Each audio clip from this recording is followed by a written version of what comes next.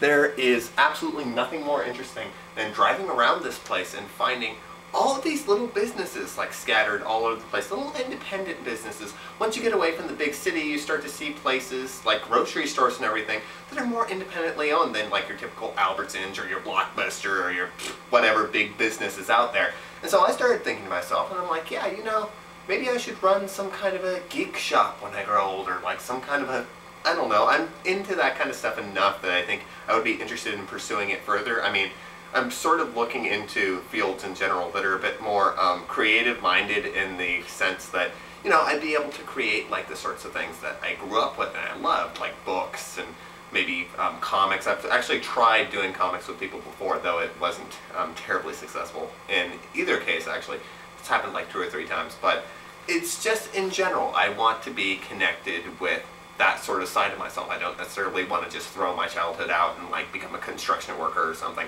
But I started thinking about it and I was like, yeah, you know, Caleb's comic shop, that could be pretty cool. And then I started to really think about it, and really the comic book store, the entire concept of it is kind of dead, or at least in the area that I've always been in.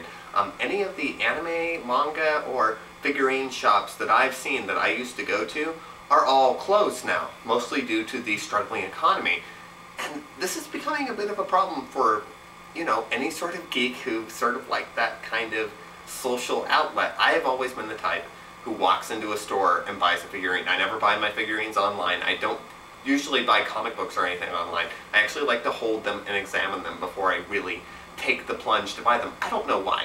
It really doesn't make all that much sense, but I like to be able to like see the figure and be like, okay, that's a nice figure. I want to get that one. I don't usually invest a lot of, you know, time calculating which one I'm going to get. It's usually a sort of see it, love it at first sight, I got to get that sort of thing. Now I don't have quite as much money, so I haven't been, you know, spending just on any little thing that comes along the line. But it's a bummer. It really is, because a lot of people that I've known, especially my brother, really they had a social connection to some of these comic shops.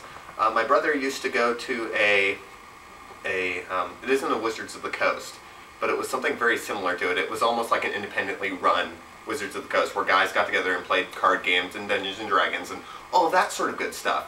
And there's just so few of them now. There's so few places to really socially click with other like-minded nerds on that level. And it's mostly because of, you know, the wonderfulness, which is like eBay and all that stuff. People just don't go out and buy packs of cards in the store anymore. They don't go out and buy Dungeons and Dragons handbooks in the store. It isn't something that is very typical, at least within the United States. I know in some other places, because of regional shipping, sometimes it's a huge pain in the ass to order stuff. But other than that, for those of us who like the tactile sensation of shopping, it's really a bummer. All the novelty stores such as that are sort of going downhill. It's a shame, really. So the dream of owning a comic shop, I guess, is a little bit unrealistic. It's sad that I wasn't born in like the early 80s. That way I could have like jumped in like right as that sort of thing was booming. There's absolutely no like real big comic book stores that are successful right now near my house. It's been a complete ghost town. Actually, one of the shops I remember going in during like the last few days that it was up, it's not a comic store, obviously. It was a Japanese interest store, and I went in like right as they were closing, and like all the figurine racks had been completely torn apart. Basically, they were taking the entire place out. I'm not sure if they were moving to a new location. I doubt it, because it was in the middle of like a booming shopping center.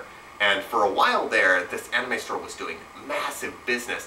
Then all of a sudden, you know, nobody had any money anymore, so it just died. And it's really depressing.